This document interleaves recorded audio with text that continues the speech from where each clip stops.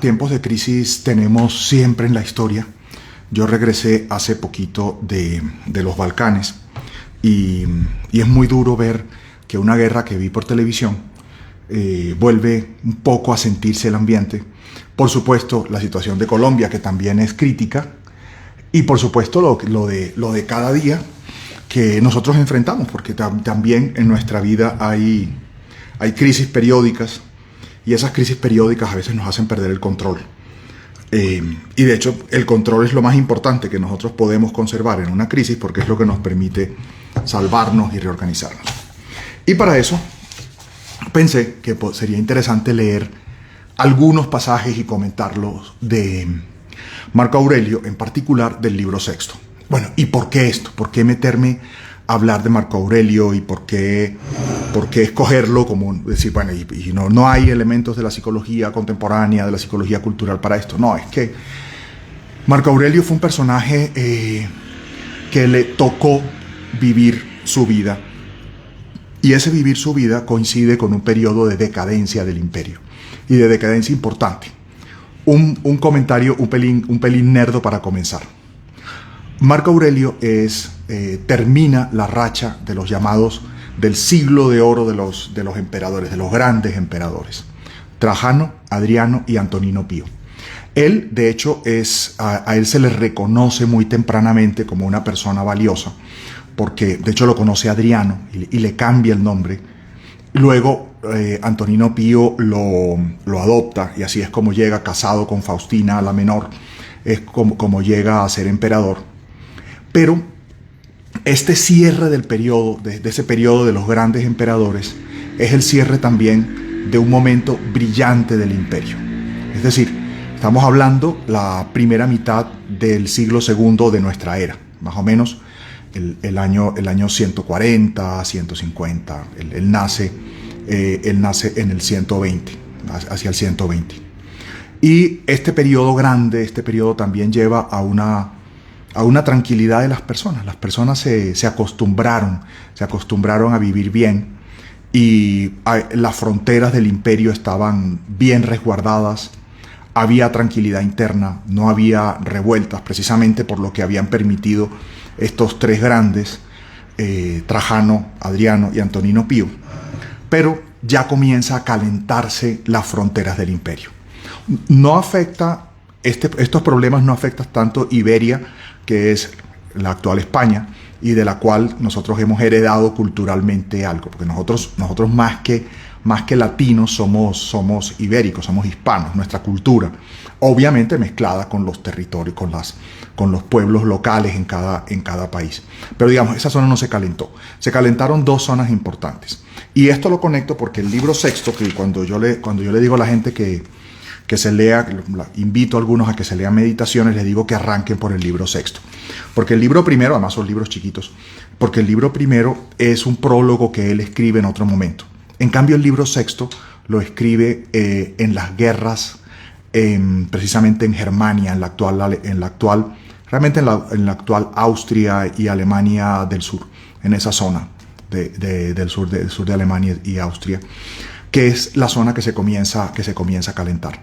Entonces, coloquémonos en el sitio para poder entender bien a qué se refiere él cuando escribe estas frases, y por qué nos sirve a nosotros también como en los momentos de la vida en que son crisis.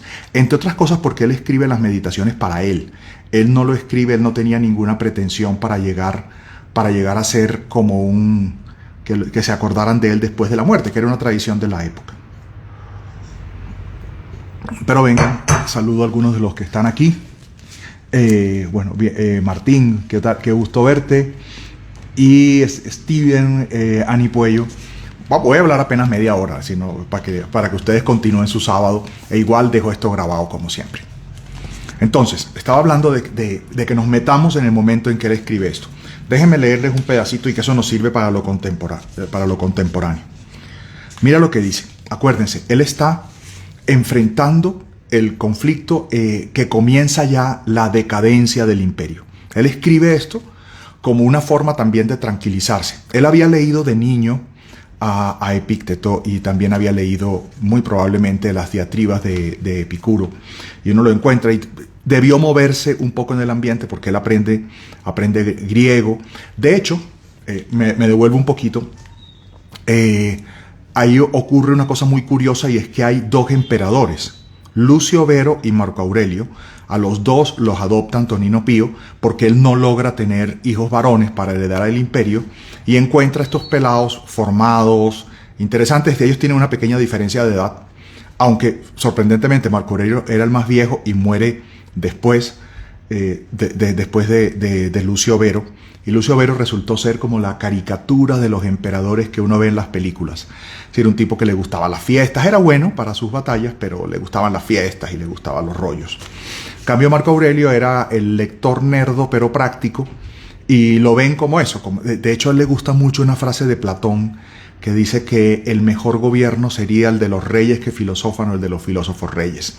Eso tiene toda una serie de notas a pie de página que debía ser. Pero la idea, lo que quiero que comentemos, es que a nosotros nos pasan también crisis como esta. Nosotros vemos el llegar de las crisis, y eso es un poco aterrador para cualquiera de nosotros, porque ocurre en la vida privada, en nuestro mundo doméstico, pero también ocurre en nuestros países y ocurre en nuestra época. En este momento el Medio Oriente está otra vez en guerra. Los que somos viejos pues hemos vivido toda la vida escuchando las guerras del Medio Oriente, pero también escuchamos que se empieza a calentar y que hay un ambiente potencial de guerra nuevamente en los Balcanes.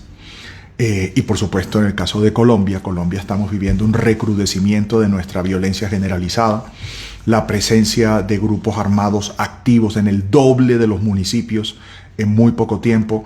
Está comenzando una crisis económica importante, cualquier economista te lo dice. Y por eso pienso que el libro sexto le sirve a uno tanto. Por supuesto, nosotros no somos comparables al Imperio Romano, ni somos comparables a Marco Aurelio, pero nos sirve las reflexiones que él hace. Comienzo con leer esto y luego me meto más en por qué, en el ambiente en que lo escribe. Tengan en cuenta, el mundo romano y la Roma imperial era una gran capital. Era la gran capital del imperio. En ese momento, el otro imperio importante era el imperio de los partos, que estaba más o menos en la actual Siria, y había un país intermedio que es Armenia, y por eso Armenia la pasó fatal en toda su época. Pero él escribe eso en el momento en que él está en Alemania, con el frío, con la lluvia, en una tienda de campaña, con el olor a la sangre de la guerra. Y claro, uno podría decir, ay, pero ¿cómo es posible que veamos como referente a un personaje guerrero? Pues bueno, era un estoico y se enfrentaba a la vida real y le tocó ser emperador. Y era mejor él que de hecho su propio hijo Cómodo, que es el que toma el poder después, y que era un pelado que, bueno, fue la continuación de la decadencia del imperio. Así se entiende mejor esta escritura. Imagínense a este hombre escribiéndolo en una tienda de campaña, en guerra contra esa federación de pueblos germánicos que comienzan a golpear la frontera norte del imperio, realmente por la zona de Austria actualmente. De hecho, había ocurrido una cosa muy dramática, y era que se habían tomado Aquileia, y Aquileia ya es las fronteras cercanas del imperio. Aquileia actualmente está muy cerca de Eslovenia, está en la frontera, es una ciudad italiana de la Friuli Venecia Giulia, que está al lado de Eslovenia. Entonces estaban muy cerca, llegan a estar muy cerca. Entonces miren lo que escribe: sea indiferente para ti pasar frío o calor. Si cumples con tu deber, pasar la noche en vela o saciarte de dormir, ser criticado o elogiado, morir o hacer otra cosa. Pues una de las acciones de la vida es también aquella por la cual morimos. En efecto, basta también para ese acto disponer bien el presente. Y qué interesante, porque nuevamente, imagínenselo en la tienda de campaña, imagínenselo ahí, siendo capaz él de ver la decadencia del imperio, y siendo capaz él que se va a romper la estructura y ocurrirá esto, ya comienza la decadencia. Cómodo incluso ha pasado a las películas como un personaje patético y difícil, y evidentemente el ver esto también él está haciendo como el intento de salvar su pueblo. Hay una cosa muy curiosa. Los primeros problemas de este periodo comienzan con el Imperio Parto.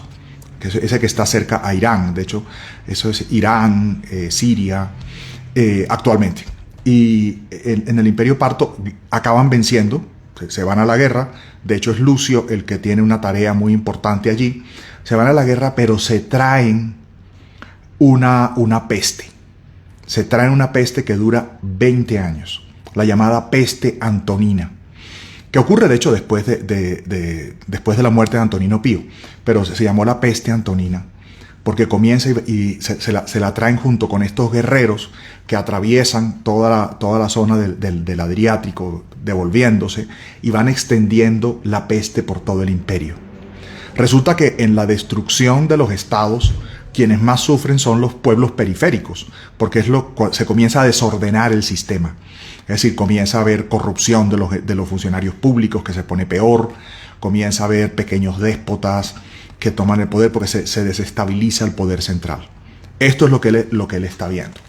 Y él, mientras tanto, escribe esto en el norte, está en otra zona, en lo que digo, la actual Eslovenia, Austria y Alemania actuales, y comienza a escribir también para mantener su paz. Fíjense lo interesante, que él entiende que su salud mental es importante, diciéndolo con términos contemporáneos, su salud mental es importante para enfrentarse a estas dificultades, para enfrentarse a cumplir su tarea. Claro, uno puede decir, sí, pero era un emperador, así, sí, claro, como nosotros mismos también somos a veces operadores de la injusticia, que es una cosa un poco dura. Como aquí estamos tomándonos un café, cualquiera hágame una pregunta o lo que quiera, que yo estoy... Daniel, ¿qué tal? Estoy hablando un poquito de cerca de tu país, si eres el Daniel que tengo en mente. También en Austria está ocurriendo todo esto. Fíjense lo que dice. Mira al interior, que de ninguna cosa te escape ni su peculiar cualidad ni su mérito. Y es muy interesante porque es una idea estoica fundamental, aplicable a hoy, que es vivir el presente y entender la realidad. Esa famosa frase del amor fati, amar la realidad. Que eso nos ayuda, Jorge. Jorge, gracias por estar por aquí echando carreto, tomándonos un café. Esto demora 20 minutos para que ya todo el mundo se pueda ir a hacer sus planes familiares. El amor fati es esencial porque nos ayuda a responder mejor. El amor fati es aceptar qué es lo real, en qué relación real estoy, en qué relación con mi familia, con mis amigos estoy, en qué situación real del país estoy. La idea de Marco Aurelio con eso era que cuando uno toma, y lo hacían los estoicos, cuando uno toma la realidad, cuando uno asume la realidad, le ayuda a tomar mejores decisiones. No se trata de hacer cosas heroicas, sino de entender qué es lo que nos corresponde en ese momento hacer de manera más práctica. Mientras yo estoy batallando contra lo que creo que es importante, evidentemente pierdo el tiempo y pierdo mis recursos, porque tendría que concentrarme en lo real, y también lo real incluye determinar sobre qué puedo trabajar, sobre qué cosas realmente puedo tener influencia. La razón que gobierna sabe cómo se encuentra, qué hace y sobre qué materia. Y está hablando de lo mismo. Ojo, también esto está dirigiendo sus decisiones militares y políticas, porque tengan en cuenta que él también se enfrenta a un problema de su esposa, que estaba muy interesada. En algún momento se llega el rumor a Roma de que él está muy enfermo y muriendo. De hecho, está muy cerca a su muerte. Ese rumor llega en el año 75, en el año 175, y entonces llega este rumor también promovido por su esposa para intentar tener el control y garantizar la herencia de su hijo Cómodo. Y su hijo Cómodo, tal como su nombre evoca, era un pelado de 18 años, bien irresponsable, muy diferente del adolescente que fue Marco Aurelio. Y entonces la mujer intenta tomar el control de esto. También hay algunos intérpretes que dicen que fue un complot organizado por él mismo para lograr entender quién se estaba moviendo por dónde, y él regresa y logra mantener el control del imperio. Luego, pues, efectivamente muere, y con su muerte, pues, evidentemente toma el control luego Cómodo, y viene un periodo de agravamiento de ese deterioro. Pero fíjate que lo que él dice es ese mirar el interior y ese control de la razón es una idea estoica fundamental que está vinculada precisamente a lo importante que es en tiempos de crisis. Primero, tener claro qué es lo que hay, sin mirar también lo duro, no echarnos cuentos mágicos de cómo van a funcionar las cosas. Jairo, ¿qué tal? Buenos días. Aquí estamos tomándonos un café y hablando de en los tiempos de Marco Aurelio, con el grupito que estamos aquí después de dejar el video, hablando de Marco Aurelio, esto hicimos para tiempos difíciles como los que estamos viviendo ahora, en todo el mundo y también, por supuesto, en Colombia. Es decir, sería muy ingenuo pensar que no estamos pasando por una de nuestras grandes crisis, que además hemos tenido muchas, y en la medida en que uno se va haciendo mayor, pues uno se acuerda de la crisis de tal año, de la crisis del 80, de la crisis del 89, de la crisis del 92, de nuestras grandes masacres, de esa primera mitad de esa década terrible, de la crisis económica del 99, de la crisis del UPAC, de la crisis de 2005, pero ahora estamos viviendo otra crisis. Cuando uno habla con la gente más joven, pues la gente más joven a veces es un poco ingenua y le cuesta trabajo aceptar que está pasando, que estamos pasando por esto. Y esta es la idea, parte de lo que decía Marco Aurelio, lo está escribiendo y lo está viendo en su época y lo está viendo en su momento, y ese libro sexto lo está escribiendo precisamente en la batalla que comienza a deteriorarse la frontera norte del imperio, y comienza a escribir, y él mismo está escribiendo allí para tener control de lo que está ocurriendo y para hacerlo mejor. Y él también comienza, por supuesto, él muere de una edad avanzada para su época, del 20 al 80, del 120 al 180, muere de 60 años, una edad avanzada, pero también había gente que duraba un poquito más de tiempo, y así que el deterioro también de la edad comienza a verlo, el clima no ayuda, y por supuesto el imperio está siendo deteriorado por la peste antonina, que eso genera una cantidad de problemas. Muere entre el 10 y el 20% de la población, esto es una barbaridad. Entonces él ve también lo que eso significa. Una señal también de deterioro del imperio es que habiendo logrado controlar los problemas con los partos, trayéndose estos soldados imperiales, trayéndose la peste antonina, que se piensa que era viruela, o hay discusiones, pero fue una peste mortal importante. También hay un deterioro de la población romana, que ya se había acostumbrado en esos años buenos a no tener el deseo de mantener el imperio, menos esa frase famosa de tiempos buenos generan personas débiles generan tiempos difíciles generan personas duras. Esa realidad estaba pasando allí. Digamos, ese siglo de oro de Trajano, Adriano y Antonino Pío genera que la gente se vuelva más tranquila. Había mucho, Roma recibía muchos, si queremos decir así, la gente recibía muchos subsidios, recibía muy barata la comida, era gratis ir al circo. Entonces esta gente se pone más débil y les toca, primero, conseguir dinero de manera desesperada, y les toca también reclutar, incluso tienen que reclutar gente de Dalmacia, pero no la mejor gente de Dalmacia. Tienen que recurrir a esclavos, tienen que recurrir a bandoleros e intentar formarlos con esas habilidades que tenía el ejército romano. Entonces, las señales de decadencia también estaban ahí, para él eran patentes, sobre todo para un personaje que se había dedicado pues a estudiar y a filosofar, pero también aplicando a la vida real. La razón que gobierna sabe cómo se encuentra. Y esto es una idea estoica muy importante, el dominio de la razón sobre lo que sí podemos controlar. Hay una frase que me gusta mucho y la he citado mucho en estos videos últimos que he hecho, que es una frase de Heródoto, que dice: una de las grandes infortunios que afligen a la humanidad es tener conciencia de mucho y el control de nada. Ese miedo de saber que uno puede darse cuenta de muchas cosas y esas cosas lo pueden hacer sufrir. Y él está en este debate, lo está escribiendo ahí en tierras de campaña, con frío, con lluvia, con guerra, con muerte, con el dolor a la sangre. Regocíjate y descansa en una sola cosa: en pasar de una acción útil a la sociedad a otra acción útil de la sociedad, teniendo siempre presente a Dios. Ese tema de los valores que aparece muy fuerte en este tipo de personajes, porque pues no lo vivían ni Lucio Vero, su coemperador, ni tampoco lo vivirá su hijo Cómodo. El guía interior es lo que se despierta a sí mismo, se gira y se hace a sí mismo como quiere. Él siempre está hablando de ese tema del control personal, de gestionarse, de gestionar las propias emociones y gestionar la razón para orientarse a aquello que hay en la realidad. Y hace que todo acontecimiento le parezca tal como él quiere. Y fíjense lo interesante que es esta idea.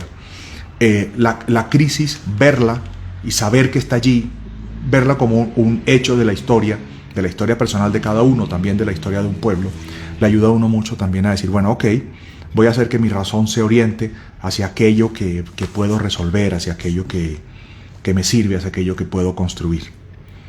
Pero hay una cosa que me parece muy interesante y que es el punto 11 de ese libro sexto, que les digo que es el que está escrito en esa guerra. Siempre que te veas obligado por las circunstancias como a sentirte confuso, retorna a ti mismo rápidamente. Contrólate, ok. Está pasando esto, es cierto, estás confuso, retorna a ti mismo. Y no te desvíes fuera de tu ritmo más de lo necesario, que es otra idea estoica importante, que es que uno, en medio de las crisis, es importante que uno mantenga el control de lo que sí puede controlar. Es decir, durante la guerra de Bosnia-Herzegovina de hace 30 años, la gente salía, intentaba ir a fiestas, escuchaba radio. Hay un periodista de radio, no me acuerdo ahora el nombre, sigue vivo, de esa época, y contaba cómo su programa de radio, en medio de que a veces faltaba la luz eléctrica, de que faltaba el agua, de que faltaba la comida, continuaban transmitiéndolo y hablando de música, hablando de arte. La población de los Balcanes, de Yugoslavia, siempre fue una población muy culta. Bueno, y estamos hablando de ellos, imagínense. Esto pasó hace 30 años y lo que estoy leyendo en el libro también los afectó a ellos hace 1900 años. Pero estaba hablando de continuar lo cotidiano. En medio de la crisis es importante que continúes lo cotidiano. En medio de la crisis es importante el buscar seguir con tus rituales, ir a tomar un café con los amigos, ir a teatro. Eso lo hacían también en los Balcanes y lo hacían en otros sitios. También durante la Segunda Guerra Mundial ocurrió mucho que los teatros continuaron abiertos todo el tiempo que fue necesario, porque mantener ese control también nos ayuda a mantener la serenidad en medio de la crisis, y funciona en medio de las crisis personales y en medio de las crisis de las épocas. Siéntete, siempre que te veas obligado por las circunstancias como a sentirte confuso, retorna a ti mismo rápidamente y no te desvíes fuera de tu ritmo más de lo necesario, pues serás bastante más dueño de la armonía gracias a tu continuo retornar a ti mismo. Esa idea que también opera en nuestras crisis, el volver atrás y hacerlo. Fíjate que incluso habla de las reuniones. Si tuvieras simultáneamente una madrastra y una madre, atenderías a aquella, pero con todo las visitas a tu madre serían continuas. Eso tienes tú ahora, el palacio y la filosofía. Y ahí hace un salto muy interesante a recordar que uno habitualmente se tiene que mover en diferentes campos. Así pues, retoma a menudo a ella y en ella reposa. Gracias a esta, las cosas de allí que te parecen soportables, y tú eres soportable entre ellos. Que es el tema también del control de nuestra mente, de estar atentos a nuestra mente, a nuestra salud mental en los momentos de crisis. Y fíjate cómo lo dice, te tienes que mover con tu madre y con tu madrastra, con el palacio y con el ejército, con la filosofía también. Y la filosofía entendida como eso, como el modo como gestionamos nuestras emociones, nuestras ideas, nuestros pensamientos. Hay una cosa que es muy importante. Él le alaba en el libro primero a su madre, que su madre le enseñó a vivir sin ostentación. Y esto también es una idea estoica importante, que no quiere decir que uno renuncie a aquello que le gusta o esto, sino a que no sea el lujo, la pompa y vivir para el otro lo que te regule, porque va a ser problemático. En el libro sexto menciona: la mayor parte de las cosas que el vulgo admira, leo otra vez. La mayor parte de las cosas que el vulgo admira se refiere a las más generales, a las constituidas por una especie de ser o naturaleza, piedras, madera, higueras, vides, olivos. Las personas un poco más comedidas tienden a admirar los seres animados, como los rebaños de vacas, las ovejas o sencillamente la propiedad de esclavos. Y las personas todavía más agraciadas, las cosas realizadas por el espíritu racional, mas no el universal, sino aquel en tanto que es hábil de las artes o ingenioso de otra manera. Y esto es muy interesante, el tema como él valora estas formas superiores del entretenimiento, si lo queremos ver así. Cómo valora él el encuentro con las artes. Ojo, lo está escribiendo en medio de la guerra. Lo está escribiendo además en el campo de batalla. Y está diciendo, pues, y entra con todo eso de intentar mantener lo cotidiano, las reuniones que puedes hacer, las diversiones como eso, como el teatro, como el arte, que puedes vivir en medio de la crisis. Hay una idea, y con eso termino, que ya he echado bastante carreta sobre esto, porque me parece interesante. Si a ustedes les parece interesante, seguiré comentándoles a Marco Aurelio en el libro Sexto. Esto también es una cosa que menciona Plinio el Viejo en la Historia Natural, que a mí me parece muy interesante, tomando una práctica que tenía otro pueblo. Plinio el Viejo comenta que en este pueblo la gente, si había tenido un día bueno, guardaba una piedrita blanca, y si el día era malo, guardaba una piedrita negra. Y al final de su vida, para poder hacer la elegía por haber terminado su existencia, abrían esta bolsa y decían, pues vivió bien porque la mayor parte de sus piedritas son blancas. Y Plinio el Viejo hace todo un discurso diciendo, bueno, un día juzga al otro y el último lo juzgará a todos. Que también es otra idea estoica esencial, que es lograr ampliar la mirada.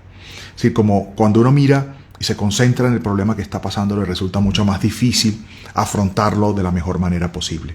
Cuando uno lo amplía, y también amplía la mirada de su propia vida, los encuentros con la gente, también el no depender de lo que tenemos en algún momento, es decir, disfrutarlo mientras está, y cuando deje de estar no sufrir por él, nos ayuda de una manera muy importante a prepararnos para el desarrollo de la crisis y vivirla cuando comenzamos a ver ese ocaso de alguna situación que nosotros amábamos. Lo mismo que pasa en nosotros domésticamente, lo que pasa en las naciones, y lo que pasaba en ese momento cuando él empezaba a ver el ocaso, que de hecho su hijo Cómodo es uno de los apuntaladores, cerrando esa época de los grandes, de Trajano, de Adriano, de Antonino Pío y de él mismo, que ya comienza a ver el deterioro del imperio. Por supuesto, esto es una tarea personal, la salud mental, que siempre nos ayuda. No sé si tengan alguna pregunta o comentario que les responda antes de que nos vayamos todos a hacer otras cosas, nuestra vida cotidiana. Y bueno, y si quieren, seguiremos hablando de esta cosa un poquito más nerda, pero que sirve para entender cómo, por eso es que el estoicismo como disciplina ha sido tan importante a lo largo de la historia, y sigue estando presente también. Algunos de sus puntos filosóficos sigue estando presente en la psicología contemporánea, comenzando en la segunda mitad del siglo XX y actualmente. Y uno lo ve por ahí, a veces la gente no lo cita, porque también está todo el debate, no, pues, y también sea como hecho en algunas ocasiones, la popularización de algún tema hace que se frivolice, es una cosa real, pero yo les diría que si uno se lo toma muy en serio, y se lo toma así, entendiendo el contexto, ayuda mucho. Pero les quería remarcar eso, que ampliar la mirada ayuda una barbaridad. A ver, les leo. Jorge, muchas gracias, me encanta. Vamos a seguir hablando de esto.